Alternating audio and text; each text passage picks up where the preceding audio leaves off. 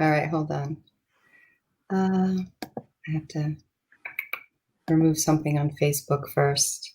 It's being fussy. All right, now we're going to start again. Oh, no, here we are. We already started. We're 20 seconds in now.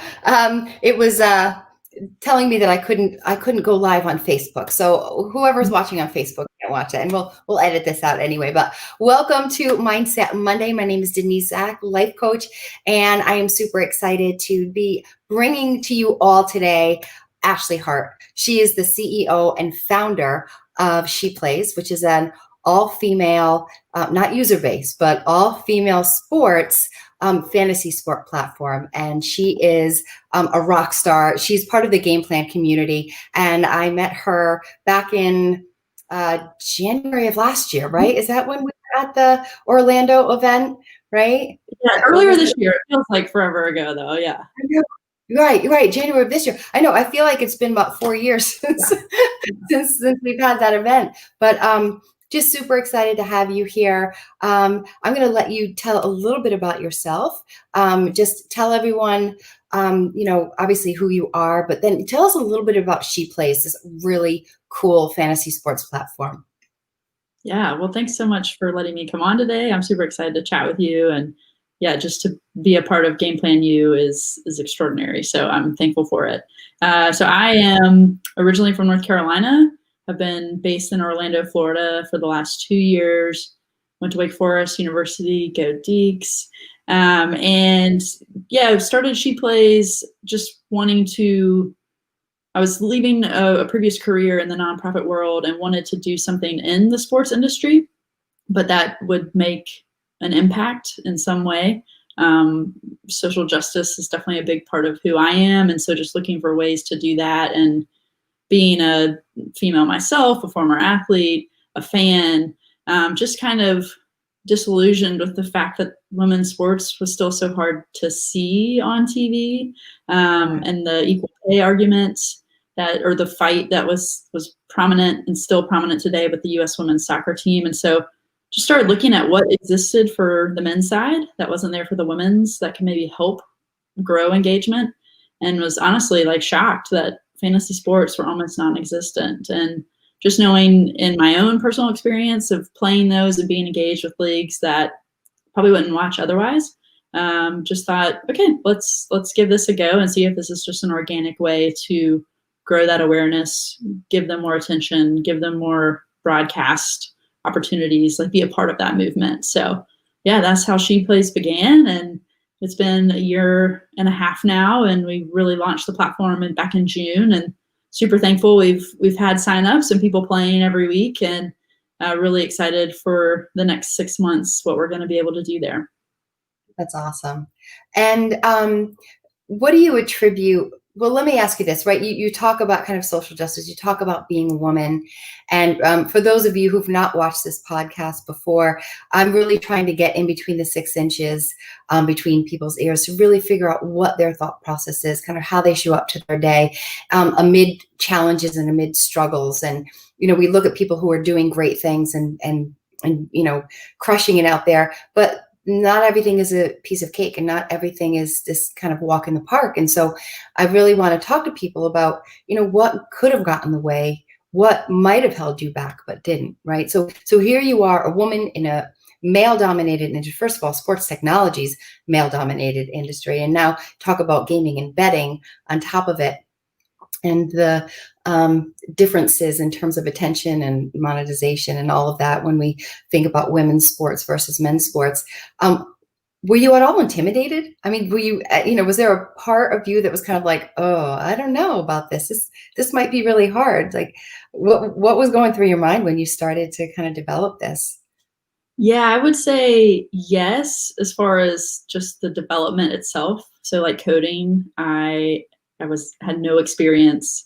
It's like a foreign language. And so knowing the back end software development of it, that's crucial, if you're building a platform, that was definitely over my head, and needing to find the right people, the right connections, the right team. As far as being a woman in the space, it's kind of been twofold, kind of both ends of, or both edges of the sword, I think is the phrase. But there are definitely conversations that I start and people, and men that I'm having the conversations with just dismiss me because it's women's sports. Making jokes about is it Team Cinderella? Is it team, that kind of stuff.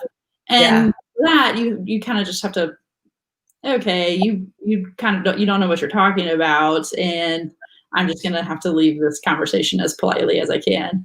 But on the other side, because we are so unique and new to the space, we get attention that maybe otherwise we wouldn't. So right before I met you guys at Game Plan U, I was at the FSGA trade conference in Las Vegas, and we got a shout out from the main stage. It's my first time ever going, because we are targeting an audience that has never been targeted before, providing ways for them to engage like they never have before. So, and part of my ethos is to not bring men down. Like, I'm not here to put men down or make less of what they're doing. It's just to prop women up to the level, an equal standing, like an equal opportunity.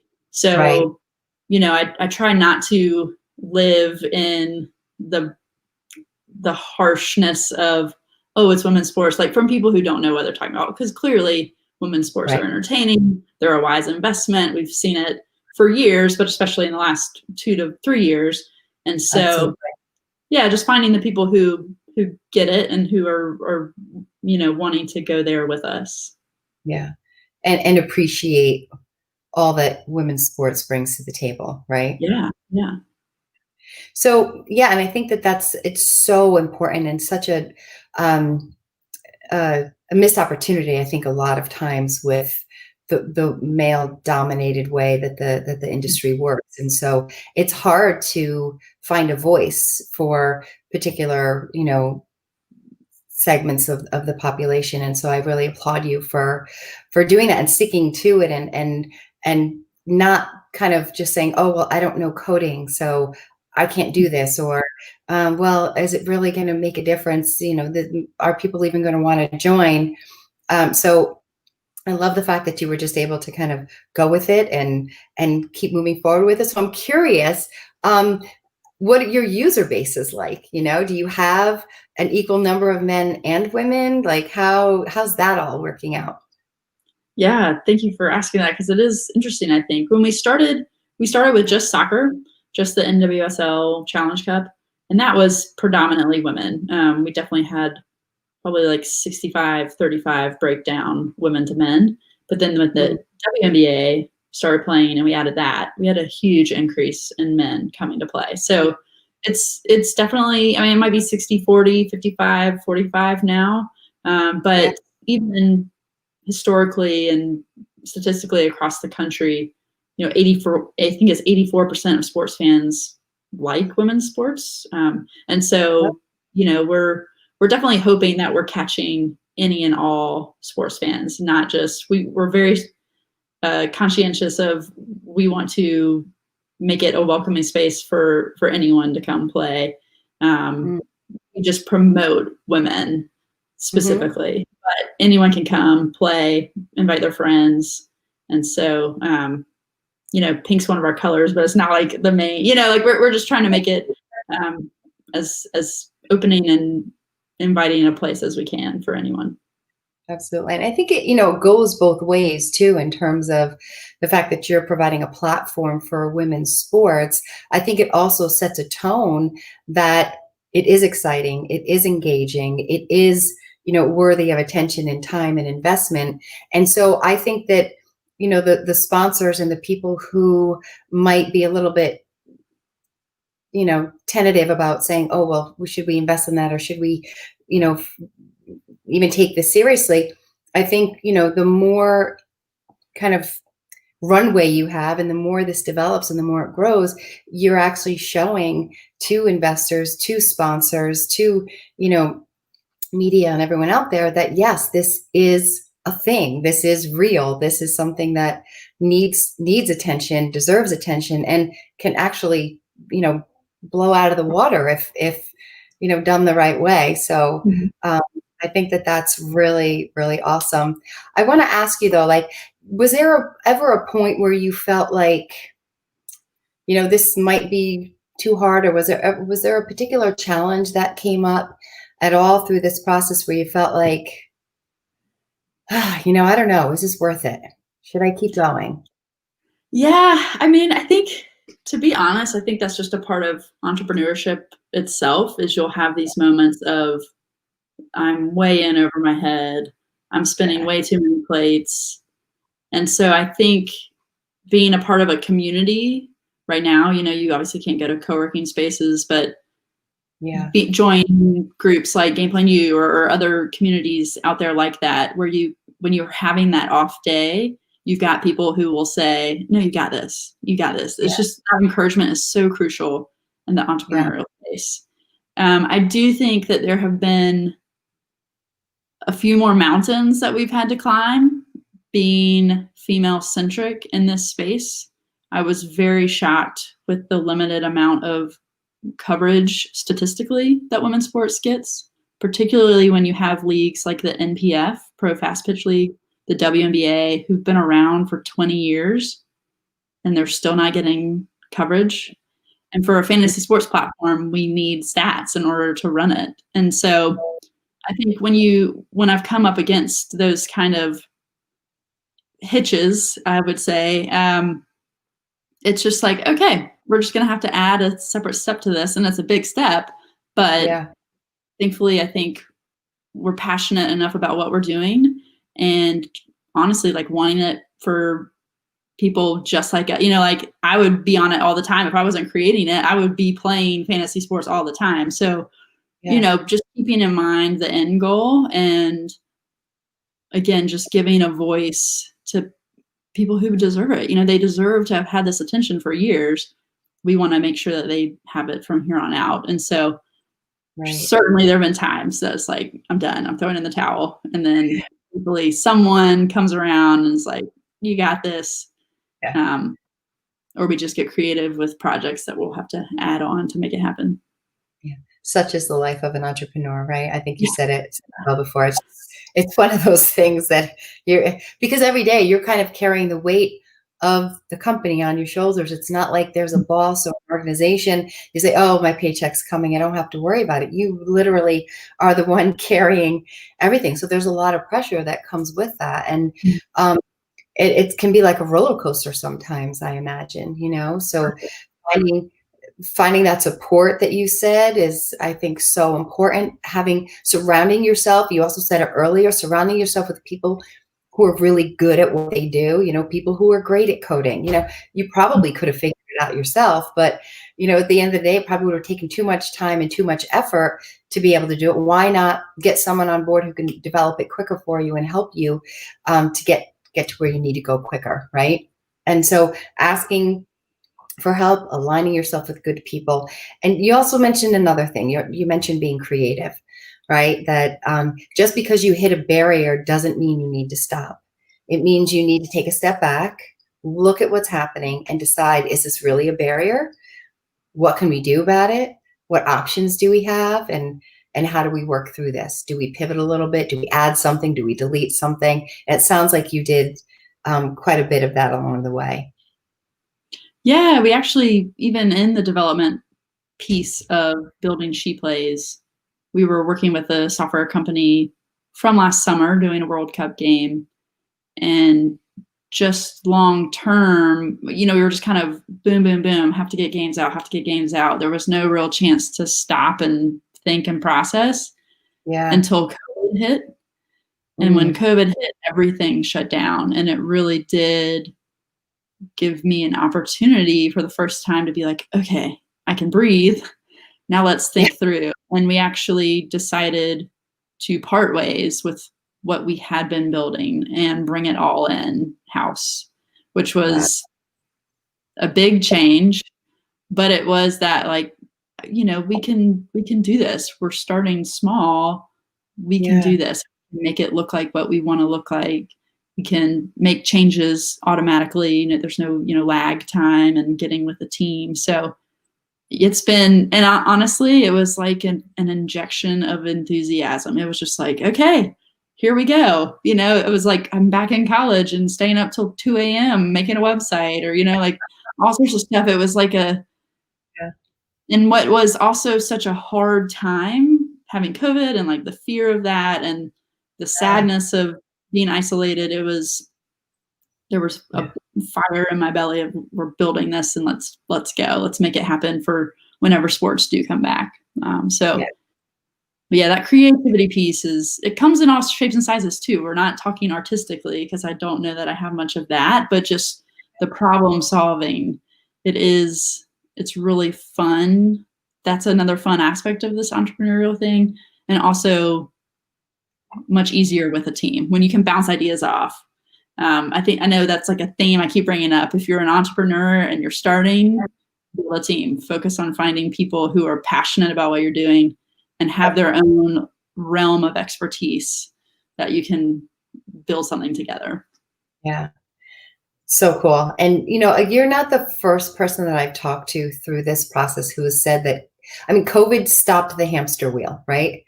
It was like, we're always on this, especially in the United States, we're always on this hamster wheel. It's like, do it faster, do it quicker, do it more, don't stop, don't look, don't reflect, just keep going.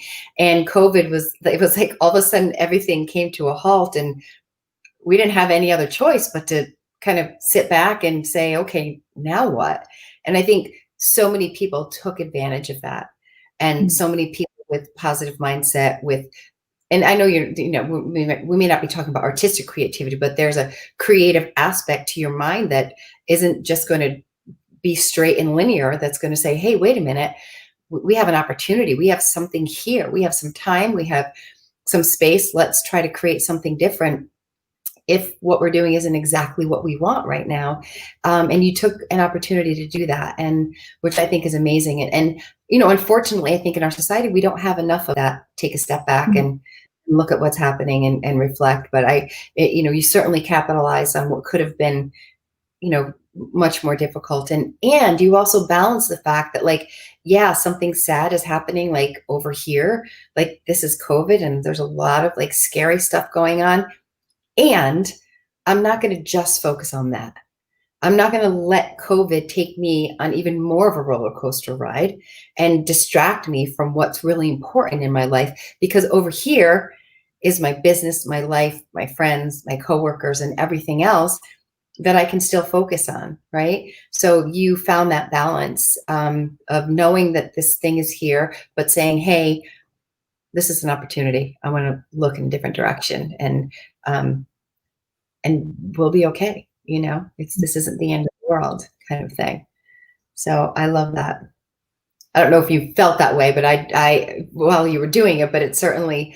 No, it is. It's interesting to look back, and I think there was probably a week in there I was just like, what is reality? I'm kind of done. And it's happened. Talking like mindset, I think it's been such a rough year, especially for those like personally affected by COVID and for like first responders. But then I think for anyone else who's been at home and having to adjust, it's just not been easy. And so, there are pockets of that time where it's like, I can't do anything. I can't focus on anything. This is totally taking me for a spin. But to be able to come back and have something that you are so passionate about. And again, it does just have that thread of, we have a mission. We're on a mission. And so when you have that kind of purpose, it is so impactful and helps you just come out of whatever fog there is and say, okay, time to get back. It's good to accept the feelings that are difficult and process them, but then let them go and continue on. So yeah, it's been a weird year though. Weird year for sure. Yeah.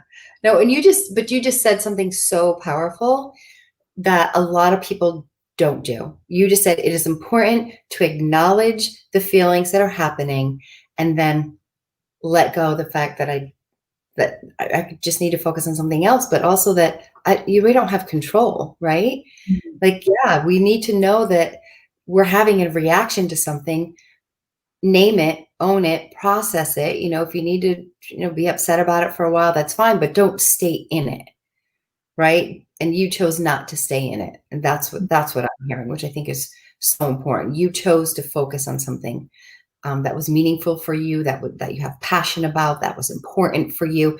And that's where you put your mindset. That's where you put your focus. And I think that that's a really important thing. And I'll be completely transparent too. I mean, I'm a big proponent of counseling, and so like having someone to chat with about life in general, and not just in a COVID year, but just we're humans and we feel things, and things disappoint us in different ways. We react in different ways, and so being able to just process what you're feeling and see like what that's really representing underneath. Yeah. Yeah, just it helps you have a healthier mindset of okay, yeah, back to my purpose, back to what I want to do. Yeah, absolutely. It gives you an outlet, right? It's kind of like, kind of an air pocket building up somewhere, and it just gives you a way to kind of let that go, talk through it, process it, understand it, and then get back to the game, right? Get back to literally the game for you, but get back to life and get back and be able to then focus in the way that you want to. And I totally agree with that. I think that we're in a space a lot of times where that's kind of not so much now. I think people kind of get it now that like we as children and as, young adults, people taught us all the time. And, it's ad nauseum now, wash your hands, eat well, drink fluids, get good sleep so that you don't get a cold, so that you don't get sick, so that you prevent illness. But no one told us, in kindergarten or elementary school, this is what anxiety looks like. This is what depression feel like. This is how you can work through it. These are the symptoms. This is where you get help. It's important to get help. You don't need to be ashamed, right? And none of that gets talked about. And so you've got all of these people kind of stuffing things down or not even understanding what it is that they're feeling, thinking, experiencing. And then that can kind of lead to just faulty beliefs and limiting beliefs about the self that impacts every single day and every single thought. So I think what you're saying is so incredibly important, and it sounds like you get it. Well, it's interesting. And sorry if I'm bringing up a totally off topic, but it's been Go for it. interesting too to chat about again, like the importance I find in having fellow entrepreneurs, because truly no one really understands what you're doing or what you're feeling or this need to work on your company the way that other entrepreneurs will. Even before COVID, having conversations with friends of like, yeah, all my friends are at a bar at 10 p.m., but I don't want to be there. I want to be here in the office working on my company. And I think being at home, surrounded by people, whether it's family or partner, spouse, whatever the case may be, a lot of people still aren't understanding it, but you're also having to fight with like, but I need to get this done. And like the schedule conflict that is of like, I need to stay up till midnight, get up at 6, whatever the case may be.